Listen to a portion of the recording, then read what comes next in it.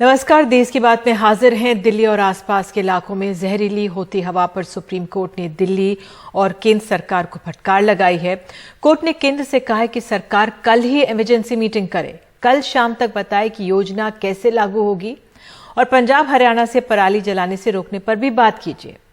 इधर दिल्ली सरकार ने अपने बचाव में कहा है कि लॉकडाउन जैसे कदम उठाने के लिए वो तैयार है। इस सप्ताह स्कूल बंद रहेंगे, ऑनलाइन क्लासेस होंगी, 14 से 17 नवंबर तक निर्माण कार्य पर रोक रहेगी। अहम यह है कि हरियाणा में गुरुग्राम, फरीदाबाद, सोनीपत, झज्जर में स्कूल बंद हैं। कूड़ा और पराली जलाने पर रोक लगा दी गई है। बहरहाल इतनी देरी से कदम क्यों उठे हैं और क्या सरकारों के पास कोई आंकड़ा है जिसके आधार पर वो कदम उठाने के लिए तैयार है? क्योंकि पराली को लेकर भी अलग अलग तरह के आंकड़े सामने आ रहे हैं। अब आयोग की एक रिपोर्ट के अनुसार 35 से 40% केंद्र के हलफनामे के पराली के कारण ये प्रदूषण हुआ है। केंद्र के हलफनामे के अनुसार 4% है। दलीलों के दौरान एसजी ने, सॉलिसिटर जनरल ने 10% बताया है। इससे पहले 20% का भी आंकड़ा आया हुआ था। तो जो ये कदम उठाए जा रहे हैं कितने कारगर हैं और दिल्ली और आसपास के जो लोग रहते हैं क्यों इस तरह की जहरीली हवा लेने को मजबूर हैं? हमारे साथ एक बेहद खास मेहमान है, प्रोफेसर एस.एन. त्रिपाठी हैं, सदस्य हैं स्टीयरिंग कमेटी के नेशनल क्लीन एयर प्रोग्राम के। बहुत बहुत धन्यवाद सर समय निकालने के लिए। सर, मैं पहला सवाल आपसे यही पूछना चाहूंगी, क्या आप लोगों का आंकलन है कौन जिम्मेदार है इस तरह की प्रदूषित हवा जो दिल्ली और आसपास के लोग ले रहे हैं उसके लिए? देखिए, जैसा आपने पहले भी कहा कि मौसम और साथ में जो एक कंपाउंड इफेक्ट आ जा रहा है पराली का और जो कुछ दूसरे प्रदूषण के जो स्रोत हैं दिल्ली और एनसीआर में, ये तीनों मिलके चीजों को एग्रेवेट कर दे रहे हैं इस समय। और मुझे लगता है कि इसमें करीब 30% पराली का योगदान है। जैसा कि कमीशन ने कहा है 35% जो अधिकतम योगदान था वो 30 से 35% था। और साथ में एनसीआर में जो इंडस्ट्रीज हैं उनका है और ट्रैफिक का भी एक कंट्रीब्यूशन है। तो अगर आप एक मोटे तौर पे देखें तो ये 3 फैक्टर्स मिलके और साथ में एक जो स्लो विंड है और विंटर अर्ली सेट इन किया है इस साल और उसके साथ ही नमी बढ़ी है और उसके वजह से कुछ बड़े ही कॉम्प्लेक्स केमिकल प्रोसेसेस होते हैं जो पार्टिकुलेट मैटर को के मास को कंसंट्रेशन को और बढ़ाते हैं। तो ये 3-4 चीजें मिलके दिल्ली के प्रदूषण को उन्होंने काफी इस समय। सर, जो हमारा राष्ट्रीय स्वच्छ हवा का जो अभियान कार्यक्रम है पूरा, क्या ये कोई रेड फ्लैग नहीं दे सकता कि पहले से सचेत किया जाए राज्यों को? उस लिहाज से क्या कदम रहते हैं, किस तरह से आगे बढ़ा जाता है, मैं ये समझना चाह रही हूँ। देखिए, राष्ट्रीय स्वच्छ वायु योजना एक बड़ी कॉम्प्रिहेंसिव योजना है जिसमें 133 शहरों में एक साथ काम हो रहा है। इस बात को भी समझा गया है कि दिल्ली एनसीआर की हवा को ठीक करने के लिए एक अलग अप्रोच की जरूरत थी, जिसकी वजह से ये एयर क्वालिटी कमीशन बना। और इस कमीशन ने राइटली इस पहली बार दिल्ली, एनसीआर, साथ में जो राजस्थान के कुछ जिले हैं, उत्तर प्रदेश के और पंजाब के जिलों को मिलके उनके ऊपर काम करना शुरू किया। और ये कमीशन वास्तव में दिल्ली एनसीआर की हवा के प्रबंध के लिए अब उसने जिम्मेदारी ली है और उसके कुछ असर भी दिखे हैं। अगर आप देखें इस साल तो हमें 26 अक्टूबर तक, जो मैंने देखा, मैं उस कमीशन का कोई स्पोक्स पर्सन नहीं हूं, लेकिन 26 अक्टूबर तक दिल्ली में हमने काफी अच्छी हवा इस साल उसको एक्सपीरियंस किया। उसके बाद अचानक इस साल ठंड जल्दी आई और पराली के जो फायर काउंट्स है वो भी बढ़ने शुरू हुए और बीच में फेस्टिविटीज हुई। तो ये चारों चीजें मिलके उसने, और उसके बाद एक काम विंड जैसी सिचुएशन है। और मैं भी देख रहा था जो मिनिस्ट्री ऑफ अर्थ साइंसेस का जो प्रेडिक्शन सिस्टम है, उन्होंने दिखाया है कि दिल्ली के आसपास 6-7 जिलों से जो नॉर्थ वेस्ट में है, मुझे ऐसा लगते हैं, उनसे काफी मेजर कंट्रीब्यूशन है। इनफैक्ट इस समय अगले कुछ दिनों में पराली का कंट्रीब्यूशन स्टेडली कम हो रहा है और दिल्ली एनसीआर के मुझे लगता है काफी इंडस्ट्रियलाइज वो जिले हैं, डिस्ट्रिक्ट्स हैं, उनसे कंट्रीब्यूशन बढ़ रहा है। सर त्रिपाठी साहब, मैं ये आपसे समझना चाह रही हूँ, आज तस्वीरें आ रही हैं और आज दिल्ली में जिस तरह से कहा जा रहा है दिल्ली अपने बचाव में कदम उठा रही है, हरियाणा ने कहा है कि हरियाणा में प्रशासन के जो लोग हैं वो जाके पराली रुकवा रहे हैं। तो जब ये पूरा मामला सुप्रीम कोर्ट में आता है या जब बिल्कुल एक रेड लेवल को पहुंचते तब जाके कदम हम देखते हैं उठाए जाते हैं। लेकिन अब आपका क्या एडवाइस होगा? अब इमरजेंसी सुप्रीम कोर्ट कह रहा है कि आप आज बैठक कीजिए, कल हमें बताइए योजना, आपके क्या सुझाव होंगे? देखिए, निश्चित तौर पे इस समय स्थिति काफी गंभीर है और सरकारें जो सुप्रीम कोर्ट का जो आदेश है उनको तो आपको देखना ही होगा गंभीरता से। लेकिन फौरी तौर पे जब तक कि मीटरोलॉजिकल कुछ चेंजेस नहीं होंगे तुरंत सुधार ऐसे नहीं हो सकते। हमने पहले भी ऐसा देखा है, पराली का कंट्रीब्यूशन कम हुआ है, लेकिन मैं देख रहा हूं कि जैसा मैंने पहले कहा कि जो इंडस्ट्रियल बेल्ट है एनसीआर का, वहां से कंट्रीब्यूशन बढ़ा हुआ दिख रहा है। तो जैसा आपने पहले भी कहा कि क्या हम पहले से इसके बारे में सचेत रहें और हम intermediate and long term measures लें। इसके बारे में एक मेरा बड़ा ही विनम्र सुझाव है। ये दिल्ली एनसीआर में ऐसी सिचुएशन हम देख रहे हैं, कई बार हम आपके साथ भी इस पे चर्चा हुई है जी। देखिए, दिल्ली एनसीआर अक्टूबर, नवंबर, दिसंबर में हमने खुद काफी मेजरमेंट्स किए हैं। हमें मोटा मोटी एक आइडिया है कि वहां क्या हो रहा है। मीटरोलॉजी और टोपोग्राफी हमारे एडवर्स वहां पे एक्ट कर रही है। इस वजह से हमें एनसीआर ही नहीं, Punjab, Haryana, NCR, Uttar Pradesh and partly even Bihar, यहां पे हमें एमिशन लॉस को ही और स्ट्रिंजेंट बनाना होगा। हमें 2 कदम और आगे जाना होगा। जैसे हमने कमीशन बनाया, एक बहुत अच्छा कदम लिया गया है और अभी कमीशन तो बहुत नेसेंट स्टेज पे है, 6 महीने पहले उसको फॉर्म किया गया है।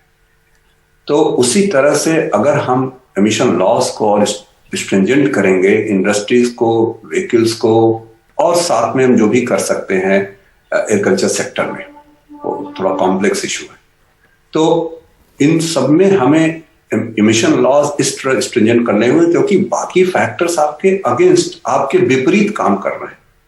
तो भारत के उन इलाकों में जैसे आप गोवा या केरल में जिस तरह के आपको अच्छे स्वच्छ हवा को आप जो एंजॉय करते हैं, वो आपको यहाँ नहीं मिलने वाला है, क्योंकि वहां मेट्रोलॉजी उनके फेवर में है, टोपोग्राफी उनके फेवर में है। तो आपको कुछ आगे बढ़ के करना है और ऐसी चीजें की गई हैं। मैं आपको उदाहरण दे सकता हूं, अमेरिका में ऐसा किया गया है। अमेरिका में किया गया और आप सब लोग हैं जो एडवाइस कर सकते हैं, क्योंकि हम सब जानते हैं दिल्ली में एमिशन लॉज हैं, जो प्रदूषण 40% ट्रांसपोर्टेशन की तरफ से आता है, 30% हम कह सकते हैं जो कंस्ट्रक्शन होता है धूल की वजह से आता है, लेकिन वो इतना लेट हो रहा है, इसलिए ये स्थिति और भी खराब हो गई। जो आपकी भी बात सही है कि जो मीटरोलॉजिकल जो तमाम मौसमी वो बदलाव हैं उनको तो हमें झेलना ही है, लेकिन क्या अब ये समय आ गया कि हर साल पहले से ही हमें कदम या कुछ नियम सख्त करने होंगे दिल्ली और आसपास के इलाकों में, जो इस तरह की परिस्थितियां ना बने? आपने बिल्कुल सही कहा, हमें दोनों तरह के कदम उठाने पड़ेंगे। हमें इंटरमीडिएट टर्म और लॉन्ग टर्म दोनों स्टेप्स लेने होंगे। जैसा मैंने कहा कि एक बहुत अच्छा स्टेप लिया गया है कि दिल्ली एनसीआर की हवा को प्रबंधन के लिए कमीशन बनाया गया। इसके साथ ही हमें सोचना होगा कि हम जैसा कह रहे हैं कि एमिशन लॉस को आप स्ट्रिंजेंट करिए, खासकर इंडस्ट्री और व्हीकल दोनों मिला के 50%, 50 से 55, और बाकी चीजें तो फिर वो सीजनल हैं या ओकेजनल हैं, जैसे पराली है या फिर बर्निंग्स हैं, तो कमर्शियल है, तो इनको आप हटा दें। अगर आप फॉर्मल सेक्टर में ही अगर आपने एमिशन लॉस को स्ट्रिंजेंट कर दिया तो इसके असर 1-2 साल में आने लगेंगे, लेकिन इस दिशा में सोचना और काम करना होगा, क्योंकि हमें काफी स्टेक होल्डर्स के साथ डिस्कशन करना होगा। ये चीजें समय लगती हैं उनको जमीन में होने में। बिल्कुल। सर, आप जुड़े हमारे साथ, बहुत बहुत धन्यवाद और उम्मीद करते हैं कि और सख्त कदम और इस तरह से हमारे नियम बने कि इस तरह की प्रदूषित हवा दिल्ली और आसपास के जो शहर हैं वासियों को, दिल्ली लोगों को, नागरिकों को ना लेनी पड़े। बहुत बहुत धन्यवाद जुड़ने के लिए। और एस एन त्रिपाठी सर जो सदस्य हैं स्वच्छ हवा कमीशन के, उनका ये सुझाव है कि जो एमिशन लॉज हैं उनको और सख्त करना होगा और कब कैसे इस पे कदम उठाए जाएंगे वाकई इसी का इंतजार रहेगा। बहरहाल आगे बढ़ते देश की बात में हम आपको सीधे मध्य प्रदेश लिए चलते हैं। मध्य प्रदेश में प्रधानमंत्री ने आज बिरसा मुंडा की याद में मनाए जा रहे जनजातीय गौरव दिवस पर भोपाल पहुंचे हैं और जिनकी कई दिनों से इस प्रधानमंत्री के इस दौरे की भव्य तैयारियां चल रही थी। कई जिलों से आदिवासियों को कार्यक्रम के लिए बुलाया भी गया यहाँ पे।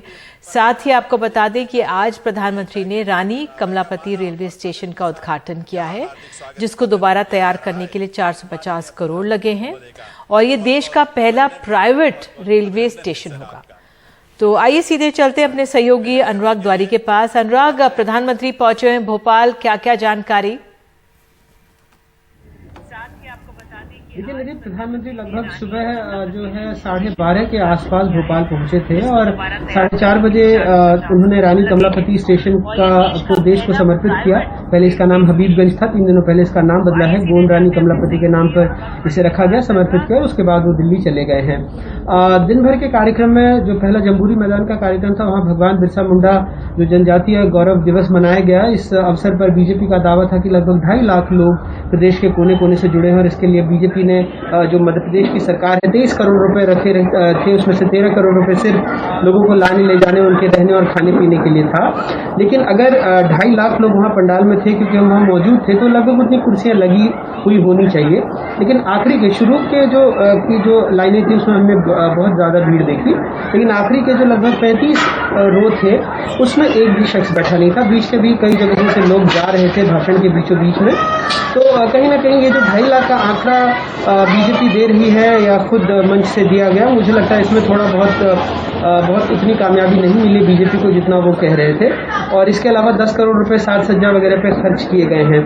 मध्य प्रदेश में जो ये लड़ाई है आदिवासी वोटरों की, ये क्योंकि जो पूर्व मुख्यमंत्री कमलनाथ हैं उन्होंने जबलपुर जाकर भगवान बिरसा मुंडा की जो मूर्ति है उस पर माल्यार्पण किया है। ये लगभग 1.5-2 करोड़ वोटरों की लड़ाई है। इसको इस तरह से समझना होगा कि मध्य प्रदेश में देश का सबसे बड़ा आदिवासी वर्ग रहता है और लगभग 47 सीटें मध्य प्रदेश विधानसभा में 230 में से 47 सीटें आदिवासियों के लिए आरक्षित हैं, जिस पर 2013 में बीजेपी का 31 सीटों पर कब्जा था। लेकिन पिछले विधानसभा चुनाव में बीजेपी 16 सीटों पर सिमटी है और कांग्रेस की राज्य में सरकार बन गई। तो अब जोबट विधानसभा जो अभी हाल में ही वो आदिवासियों के लिए रिजर्व सीट थी, उसमें सुलोचना रावत 2 दफे कांग्रेस की विधायक थी, उनको बीजेपी ने टिकट दिया और वो सीट जो काफी सालों से कांग्रेस के पास थी वो बीजेपी के पाले में आ गई है। तो कहीं ना कहीं इस वोट बैंक पर भी नजर है और इसके बरक्स से आप अगर देखेंगे तो इस तरह के प्रतीकों की राजनीति भी हो रही है, महासम्मेलन भी हो रहा है और तमाम ऐसी चीजें जो ट्राइबल आउटरीच की बात हो रही है उसको बीजेपी बहुत अपनी पूरे संसाधन झोंक करके उसको अंजाम दे रही है। क्योंकि पहले आपको याद होगा जो मुरलीधर राव है प्रभारी, उन्होंने एक बयान दिया था, संदर्भ यही था जब उनसे आदिवासी के बारे में पूछा गया कि आप तो कहते हैं कि बीजेपी सबका साथ सबका विकास, फिर ऐसे आउटरीच की जरूरत क्यों पड़ रही है? तो उन्होंने एक विवादास्पद बयान दे दिया था कि ब्राह्मण और बनिया तो हमारी जेब नहीं है। तो इसको भी संदर्भ में कांग्रेस पूछ रही है कि जो पूर्व प्रधानमंत्री अटल बिहारी वाजपेयी के नाम पर स्टेशन का नाम रखने वाले थे, क्योंकि भोपाल की सांसद और कई बीजेपी के वरिष्ठ नेताओं ने इस तरह की मांग उठाई थी, लेकिन आखिरकार उसे रानी कमलापति जो आखिरी गोंड रानी थी यहाँ की, उनके नाम पर रखा गया। और बार बार आज प्रधानमंत्री ने इस बात को उद्धृत भी किया, कहा कि किस तरह से दोस्त मोहम्मद खान जो अफगानिस्तान से आए थे, कमांडर से, उनको धोखा दिया और उनके छोटे पुत्र को मार दिया। तो इस तरह की तमाम बातें हुई हैं जिसमें जो दोनों सत्ताधारी दल रहे हैं कांग्रेस और अब बीजेपी, वो पारंगत है। तो इस तरह के आरोप प्रत्यारोप मंच से भी लगे कि 10% आबादी के लिए आपने क्या किया, इस तरह की तमाम बातें हुई हैं। अनुराग, इस तमाम जानकारी के लिए बहुत बहुत धन्यवाद। प्रधानमंत्री कुछ घंटों यहाँ भोपाल में रहे और आज जनजातीय गौरव दिवस यहाँ पर मनाया गया भगवान बिरसा मुंडा की याद में और एक गोंड रानी उनके नाम पर एक रेलवे स्टेशन जो पहला निजी रेलवे स्टेशन बताया जा रहा है देश का, उसका उद्घाटन भी किया गया। बहरहाल फिलहाल देश की बात में एक छोटे से ब्रेक का समय है और आगे आपको त्रिपुरा से खबर जुड़ी हुई बताएंगे यहाँ पर 2 महिला पत्रकारों को हिरासत में ले लिया गया था, लेकिन अब खबर आई है कुछ देर पहले कि फेक न्यूज फैलाने के आरोप में जो गिरफ्तारी हुई थी, इन दोनों महिलाओं को कोर्ट ने जमानत दे दी है।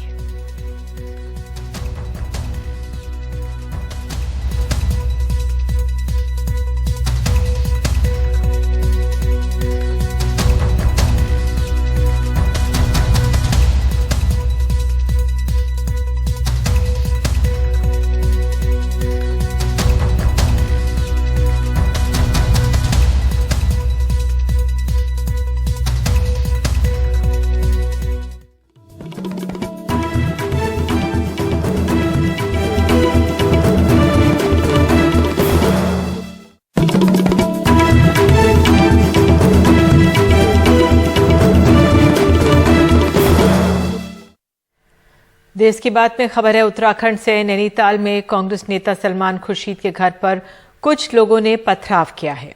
उपद्रवियों ने आग भी लगाई है और कांग्रेस नेता अभिषेक मनु सिंघवी ने कहा है कि ये ओछापन है।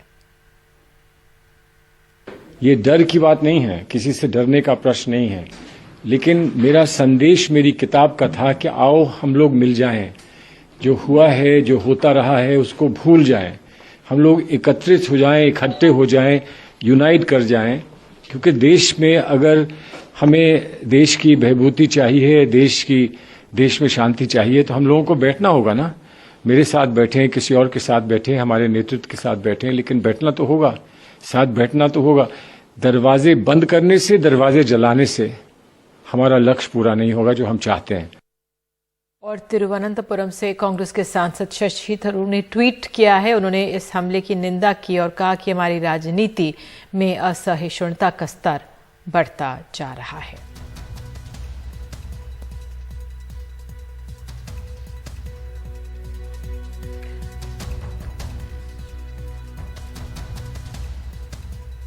और आइए अब देश की बात में खबर है त्रिपुरा से। सांप्रदायिक हिंसा की रिपोर्टिंग कर रही जिन 2 पत्रकारों को त्रिपुरा पुलिस ने गिरफ्तार किया था, उनको आज कुछ देर पहले जमानत मिली है। दोनों पत्रकारों के जो वकील हैं पीयूष विश्वास के हवाले से एएनआई ने खबर दी है कि इन दोनों को 75,000 के बॉन्ड पर जमानत मिली है। और इस पर अधिक जानकारी के लिए हमारे सहयोगी रतनदीप हमारे साथ मौजूद हैं। रतनदीप, क्या हुआ है कोर्ट में और जमानत मिली है, कोर्ट ने क्या कहा? देखिए, आज कोर्ट में इनको पेश किया गया त्रिपुरा पुलिस द्वारा। उनको आज सुबह अरेस्ट किया गया था, जबकि उनको डिटेन किया गया था कल असम पुलिस ने असम त्रिपुरा बॉर्डर में के करीमगंज जिले में, असम के करीमगंज जिले में उनको डिटेन किया त्रिपुरा पुलिस के रिक्वेस्ट में। वो त्रिपुरा से असम होके असम के रास्ते से वो निकल के जा रहे थे और इसके बाद ओवरनाइट उनको लाया गया गोमती जिले में त्रिपुरा के, जहाँ पे उनके विरुद्ध एक केस रजिस्टर्ड है और उसमें आज उनको पहले इंट्रोगेशन किया गया। इंट्रोगेशन के बाद उनको यहाँ पे चीफ जुडिशियल मजिस्ट्रेट के कोर्ट में उनकी पेश की गई और उसमें जो सरकारी पक्ष के जो वकील थे उन्होंने पुलिस रिमांड का दावा किया, क्योंकि सरकार का ये मानना था कि उन्होंने जो रिपोर्टिंग की है एक काकराबन एक जगह है जहाँ पे गोमती जिले में, वहाँ पे एक प्रेयर हॉल में कुरान शरीफ के जलने की जो रिपोर्ट की है उन्होंने, वो फेक है और इसमें एक गृह मंत्रालय ने भी एक प्रेस रिलीज जारी किया था इसके ऊपर और सरकार का ये दावा था कि एक क्रिमिनल कॉन्स्पिरेसी है, तो इसका इन्वेस्टिगेशन करने के लिए पुलिस रिमांड सरकार ने दावा किया था। मगर कोर्ट ने उनको बेल दिया और कोर्ट ने ये भी ऑब्जर्व किया कि ये जो केस है, ये जो एफआईआर है, इसमें किसी भी तरह की हिरासत नहीं बनती है और इसलिए उनको कोर्ट ने श्योरिटी बॉन्ड पे बेल दिया गया है उनको। मगर कोर्ट ने उनको ये भी कहा है कि उनको कोऑपरेट करना पड़ेगा इन्वेस्टिगेशन ऑफिसर के साथ। मगर उनके विरुद्ध त्रिपुरा में और एक केस है जो कि फटिकराय पुलिस स्टेशन में है और इस केस के तहत उनको नोटिस जारी किया गया था और इस नोटिस जारी करने के बाद उनको 21 नवंबर तक समय दिया गया है कि वहाँ पे जो इन्वेस्टिगेशन ऑफिसर हैं उनके समक्ष आके वो अपने उनका एग्जामिनेशन होगा, उनका इंट्रोगेशन होगा उसके केस में। मगर एक रिलीफ है इन दोनों यंग जर्नलिस्ट के लिए कि उनको आज कोर्ट ने बेल दे दिया है। बहुत बहुत धन्यवाद रतनदीप इस जानकारी के लिए। और देश की बात में त्रिपुरा के बाद हम आपको सीधे अब लिए चलते हैं उत्तर प्रदेश। प्रियंका गांधी ने कहा यहाँ के संदर्भ में उत्तर प्रदेश में कांग्रेस सभी सीटों पर अकेले ही चुनाव लड़ेगी और प्रियंका गांधी ने कहा कि बहुत सारे कार्यकर्ताओं ने उनसे किसी भी पार्टी के साथ गठबंधन ना करने के लिए कहा है, इसलिए कांग्रेस सभी सीटों पर अकेले ही लड़ेगी। उत्तर प्रदेश के बुलंदशहर की एक रैली में प्रियंका गांधी ने समाजवादी पार्टी और बहुजन समाज पार्टी पर तंज कसते हुए कहा है कि उत्तर प्रदेश में सिर्फ कांग्रेस ही लड़ रही है।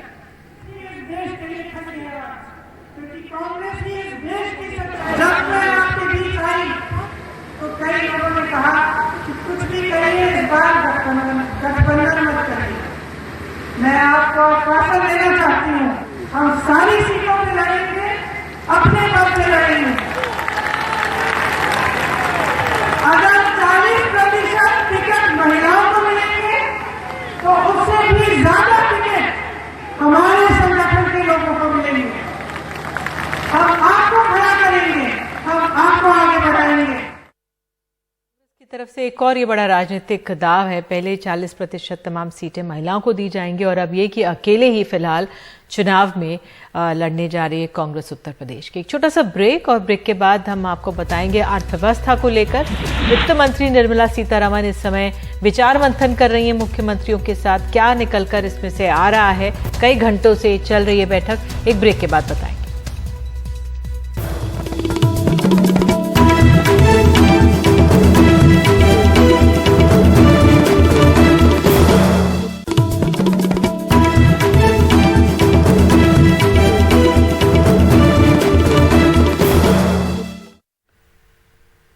वित्त मंत्री निर्मला सीतारमण सभी राज्यों के मुख्यमंत्रियों, राज्य के वित्त जो सचिवों हैं और उपराज्यपालों के साथ बैठक कर रही हैं।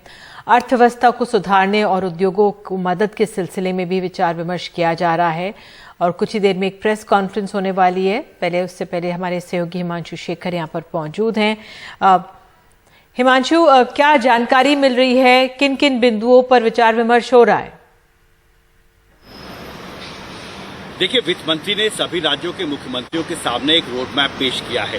भारत सरकार ये चाहती है कि कोरोना संकट के दौरान जो कमजोर पड़ी अर्थव्यवस्था है उसे तेजी से दोबारा पटरी पर लाया जाए और भारत को दुनिया की सबसे तेज गति से आगे बढ़ने वाली अर्थव्यवस्था बनाया जाए। क्योंकि आपको पता है कि पिछले 20 महीने से जो कोरोना संकट के इस दौर में अर्थव्यवस्था अब भी प्री कोविड स्तर पर नहीं पहुंच पाई है और कवायद ये है कि नए वित्तीय साल में नए सिरे से निवेश को बढ़ाया जाए अर्थव्यवस्था में, जिससे कि जल्दी से जल्दी अर्थव्यवस्था को पटरी पर लाया जाए। और इसके तहत राज्यों की बहुत अहम भूमिका होगी निधि, और जो प्राथमिकता है इस बैठक की वो ये है कि भारतीय अर्थव्यवस्था में राज्य स्तर पर किस तरह से निवेश बढ़ाया जाए। मुख्यमंत्रियों से वित्त मंत्री सलाह ले रही हैं कि उनके यहाँ अपने यहाँ क्या क्या अड़चने हैं और कैसे वो राज्यों को एक बेहतर इन्वेस्टमेंट क्लाइमेट के तौर पे डेवलप कर सकते हैं, कहाँ कहाँ खामियां हैं, कहाँ पर केंद्र सरकार उनकी मदद कर सकता है। इस पर प्राथमिकता से चर्चा की जा रही है। ये भी चर्चा हुई है कि अर्बन लोकल बॉडीज यानी स्थानीय स्तर पर जब आप कोई भी निवेशक पैसा लगाता है और कोई कंपनी अपनी फैक्ट्रियां राज्यों में लगाती हैं तो अर्बन लोकल बॉडीज हैं, जो स्थानीय स्तर पर जो संस्थाएं हैं सरकार की, वो कैसे ईज ऑफ डूइंग बिजनेस के तहत जल्दी से जल्दी अप्रूवल्स दें, फैसिलिटेट करें, आसान करें निवेश की प्रक्रिया को। और इसके तहत एक नया रोड मैप वित्त मंत्री ने पेश किया है सभी राज्यों के मुख्यमंत्रियों के साथ। दूसरी महत्वपूर्ण बात, वित्त मंत्रालय के अधिकारियों ने हमें ये भी बताया है कि मुख्यमंत्रियों ने भी अपनी तरफ से बहुत सारी बातें रखी हैं वित्त मंत्री के सामने। आपको पता है कि कोरोना संकट का जो एक दौर रहा है, अप्रत्याशित गिरावट पिछले साल हुई थी अर्थव्यवस्था में, अर्थव्यवस्था अब भी उभर रही है, लाखों लोग बेरोजगार हुए हैं और एक बहुत बड़ी चुनौती बनकर भारतीय अर्थव्यवस्था उभरी है। तो कैसे इसे नए सिरे से, अब जब ऐसा लग रहा है कि कोरोना के जो संक्रमण है वो अब नियंत्रण में है, संख्या जो है वो धीरे धीरे कम हो रही है और ऐसे में पोस्ट कोविड जो नया एक वर्ल्ड ऑर्डर उभर कर सामने आ रहा है, उसमें भारतीय अर्थव्यवस्था को दुनिया की सबसे तेज अर्थव्यवस्था कैसे बनाई जाए, इसके लिए निवेश बढ़ाना बहुत जरूरी है। राज्यों की भूमिका बहुत अहम होगी और वित्त मंत्री मुख्यमंत्रियों और राज्यों के वित्त मंत्रियों के साथ सलाह मशवरा करके एक नया रोड मैप राष्ट्रीय स्तर पर सहमति के साथ तैयार करने की ये कवायद है। बिल्कुल, ये रोड मैप बने और जमीन पर लागू भी हो, ये बहुत अहम हो जाएगा। बहरहाल देश की बात में लेते हैं वक्त एक ब्रेक का, लेकिन आगे एक अहम खबर है। सुप्रीम कोर्ट के जस्टिस यूयू ललित ने कहा है कि देश के सभी जरूरतमंद नागरिकों को कानूनी सहायता मिलनी चाहिए। ये जानकारी आपको एक ठीक से विस्तार से एक ब्रेक के बाद देंगे।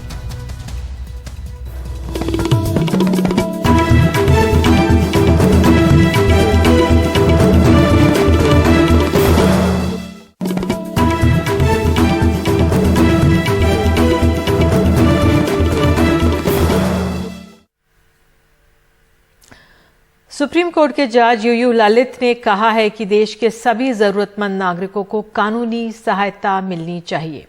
एनडीटीवी इंडिया के आशीष भार्गव से बातचीत में उन्होंने कहा है कि सभी पोस्ट ऑफिस में लगेंगे कानूनी सहायता के बोर्ड। इसमें न्यायपालिका जो है बार बार ये बात कहती है कि इंसाफ सबको मिलना चाहिए, कानून की नज़र में सब बराबर हैं। लेकिन सवाल ये है कि इतना बड़ा देश है, वहाँ तक इंसाफ कैसे पहुँचे, उसकी एक बहुत बड़ी मुहिम अब शुरू हुई है। और जो शुरू करने वाले हैं वो सुप्रीम कोर्ट के जज हैं, जो वरिष्ठता में दूसरे नंबर के जज हैं, और जो नालसा यानी जो राष्ट्रीय विधिक सेवाएं हैं, जो इस देश में सभी तक न्याय पहुंचाने की जिम्मेदारी जिसकी है वो उन्होंने की है। और जस्टिस यूयू ललित साहब हमारे साथ हैं। सर, आपका स्वागत है एनडीटीवी इंडिया पर। नमस्कार सर, हम एक चीज़ जानना चाहते हैं कि एक बहुत बड़ी कवायद है, पिछले 45 दिन में जिस तरह ये अभियान चला, हर आदमी तक पहुंचने की कोशिश की गई, उसमें क्या क्या हुआ है और क्या सोच है उसके पीछे? हमने ये अभियान 2 अक्टूबर 21 से शुरू किया। ये सोचकर शुरू किया कि अपने देश में कई सारे लोग होते हैं जिनको यहाँ तक मालूम नहीं होता कि उनके हक क्या हैं, और एक हक जो उनको कॉन्स्टिट्यूशन ने दिया हुआ है वो है मुफ्त में कानूनी सहायता और सलाह, फ्री लीगल एड। तो फ्री लीगल एड हर आदमी का हक है, लेकिन उनके बारे में जानकारी बहुत कम लोगों को होती है। लैक ऑफ अवेयरनेस, जानकारी की वजह से फिर जो आदमी उसको सहायता नहीं मिलती, उसकी वजह से कई सारे लोग, कई सारे कुटुंब हमेशा लोन की गर्त में फंसे रहते हैं। बहुत सारा पैसा उनका चला जाता है। उसके जो बाकी सेकेंडरी इफ़ेक्ट्स होते हैं वो भी बहुत ज़्यादा होते हैं फैमिलीज़ पर। इससे बेहतर यह है कि हर आदमी को, जिसको भी कानूनी सलाह या सहायता की ज़रूरत है, उसको टाइम पर उसको हमेशा मालूम होना चाहिए। एक तो पहली बात। दूसरा, उसको कानूनी सहायता एक्सटेंड भी होनी चाहिए, उसको उपलब्ध भी होनी चाहिए। तो इस वजह से उसको उपलब्धि करनी है तो कैसे करनी है? तो हर जगह सबसे पहले उसको अवेयरनेस की ये जो फ्लेम है, ये ज्योत है, वो हर जगह जगनी चाहिए। इसलिए हमने ये सोचा कि 2 अक्टूबर 21 से लेके 42 दिन का अभियान, जो कि 14 नवंबर को ख़त्म हो चुका है अभी, उस दौरे में हिंदुस्तान में 6.5 लाख से थोड़े कम विलेजेस हैं। तो हर विलेज में, हर गली कूचे में, हर कस्बे में कम से कम ये अवेयरनेस या जानकारी की ज्योत जगा कर आए। इसलिए हमने ये सोचा, अभियान इस सोच से शुरू किया कि हर विलेज में कम से कम 3 बार इन 42 दिनों में हम पहुंच जाएं और नालसा के अपने पदचिन्ह वहाँ पर छोड़ जाएं। तो ये अभियान शुरू किया। अब 6,37,000 विलेजेस हैं हिंदुस्तान में, तो 3 बारी जाओगे तो आप, इसका मतलब करीब करीब 19 लाख के ऊपर आपको जाना चाहिए। और हमने इन 42 दिनों में 19.5 लाख विलेजेस कवर कर लिए हैं। तो ये उपलब्धि थोड़ी एक जानकारी के तौर पर आपको बता रहा हूँ। सर, दूसरी बात, आप खुद भी इतने दिन तक लगातार इतनी व्यस्तता के बावजूद लगे रहे। आप लद्दाख भी गए, आप कन्याकुमारी भी गए, आप भुज जैसी जगह भी गए, महाराष्ट्र के छोटे छोटे गांव में भी आप गए। सबसे अहम चीज़ ये है कि एक तो आप इंसाफ को गरीब लोगों तक पहुंचाना चाहते हैं कि वो अगर न्याय मांगने नहीं आते तो न्यायपालिका उन तक पहुंच जाए। दूसरी चीज़, कुछ ऐसी चीज़ें हैं जो आपने एक इनोवेटिव के तौर पर, नए प्रयोग के तौर पर शुरू की हैं पहली बार, जिनमें एक लीगल एड क्लिनिक भी है, और पोस्ट ऑफिस के लिए कोई योजना है, थानों की एफआईआर के लिए कोई योजना है, वो और बताइए। देखिए, ये लीगल एड क्लिनिक कॉन्सेप्ट है, पहले से चलता आया है। हमारा नालसा की वजह से एक नेटवर्क बन गया है। नेटवर्क है जैसे नालसा सेंट्रल तौर पे है या केंद्र स्थान पर है। हर राज्य में एक स्टेट लीगल सर्विसेज अथॉरिटी होती है। राज्य के हर जिले में या जनपद में एक एक डिस्ट्रिक्ट लीगल सर्विसेज अथॉरिटी होती है, और एक एक डिस्ट्रिक्ट के हर तालुका में एक लीगल सर्विसेज अथॉरिटी होती है। ये जो नेटवर्क है, इस नेटवर्क का मतलब यही है कि जिसको भी कानूनी सहायता की ज़रूरत है वो इस नेटवर्क का लाभ ले सकता है। तो ये जो ऑफिसेस होते हैं ये अपनी जगह पर होंगे जहाँ पर उनका फिक्स्ड ऑफिस होगा। अब कई लोग तो उस ऑफिस तक नहीं पहुंच पाते। तो ये अभियान ऐसा है कि वो ऑफिस से उठकर लोग अपनी जो एरिया है, जैसे अगर तालुका की एरिया है तो हर तालुका में, हर विलेज में पहुंच जाए और उनको बता दें। तो ये अभियान जो है ये हर गली कूचे में, हर द्वार पर ले जाएं, ये अवेयरनेस की जो है या जानकारी, जागरूकता ले जाएं। बाकी अगर उसको न्यायालय के तौर पे उसको कानूनी ज़रूरत है तो उसको तो न्यायालय में आना ही पड़ेगा कभी ना कभी, तो आएगा ज़रूर, पर लेकिन अवेयरनेस की वजह से उसको एडवोकेट वगैरह जो सहायता है, और आज की तारीख में वर्चुअल वर्ल्ड से, वर्चुअल प्लेटफॉर्म से ये आसान हो चुका है कि आप वकील और इसकी मीटिंग आप सीधे या तो आईपैड के थ्रू या आप कहीं से भी, आप जितने भी प्लेटफॉर्म्स हैं उनके थ्रू कर सकते हो। तो हमारे जितने लोग हैं वो जाके उनसे मुलाकात करवा लेते हैं, उनके साथ एक संबंध बनाए रखते हैं ताकि उसको नेक्स्ट टाइम जो ज़रूरत हो तो वो आराम से उस कानूनी सलाहकार से मुलाकात करके आराम से कर सके। ये तो हो गया कोर्ट बेस्ड लिटिगेशन। कई चीज़ें ऐसी होती है, कई स्कीम्स होती है, केंद्र सरकार की हो या राज्य सरकार की हो। जैसे आप अगर, जैसे एक राज्य में मैं गया था तो उनकी स्कीम ये है कि जो बच्ची, लड़की 12th बोर्ड में 85% के ऊपर लेती है मार्क्स, तो उसका शिक्षण, उसके आगे वाला एजुकेशन, उसको स्कॉलरशिप, उसको एक 2 व्हीलर दिया जाता है। तो ये जैसी एंटाइटलमेंट है कि हर एक स्कीम के अंडर, उन स्कीम्स के अंडर की जो एंटाइटलमेंट है, उस एंटाइटलमेंट या उसका हक जो है स्कीम के अंदर, वो स्कीम वाला हक भी उसको दिलाना है। ऐसे लोग पहले लोकेट करके, आइडेंटिफाई करके, उनसे जो बाकी जो फॉर्म्स वगैरह भरने होते हैं या जो भी आइडेंटिफिकेशन होता है वो काम ख़त्म करके वो स्कीम का जो एक्चुअल बेनिफिट है वो भी उस जो भी पर्सन है, लड़की हो लड़का हो, उनके तक पहुंचाना। जैसे ये स्कीम मैंने सिर्फ आपको लड़की के बारे में बताई। अब कई बार ये स्कीम्स होती हैं कि जो दिव्यांग है उनको कुछ स्कीम्स होती हैं, उनके लिए कुछ बेनिफिट्स होते हैं, लाभ होते हैं। तो ऐसे जो लाभार्थी है वहाँ तक लाभ पहुँचाना, ये भी काम हम करते हैं। तो ये कोर्ट बेस्ड लिटिगेशन नहीं है, ये सिर्फ एक ये है कि उसको लाभ तक के पहुँचाना है। ऐसे लोगों के द्वार तक लाभ आ सकता है, पर कोर्ट बेस्ड लिटिगेशन में थोड़ा सा ज़रा हमारे लिमिटेशंस होते हैं।